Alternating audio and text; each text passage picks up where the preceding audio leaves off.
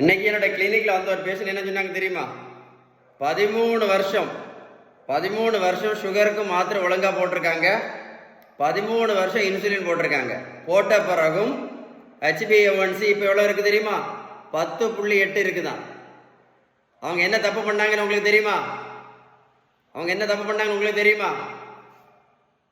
Balanced diet follow பண்ணல. அவங்க balanced diet follow பண்ணாதனால அவங்களுக்கு இந்த இன்சுலின் ரெசிஸ்டன்ஸ் சரியாகவில்லை. இன்சுலின் ரெசிஸ்டன்ஸ் சரியான மட்டும்தான் HbA1c என்னாகும்? குறையும். இல்லைன்னா நிறைய பிரச்சனைகள் உண்டாகும். புரிஞ்சுதா புரியலையா?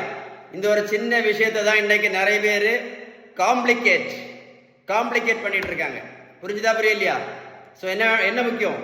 Balanced diet. இந்த வீடியோ சேவ் பண்ணுங்க, உங்க ஃப்ரெண்ட்ஸுக்கு ஷேர் பண்ணி கொடுங்க, நிறைய பேருக்கு யூஸ்ஃபுல்லாக இருக்கும். எதுக்கு ஏன் யூஸ்ஃபுல்லாக இருக்குன்னு தெரியுமா?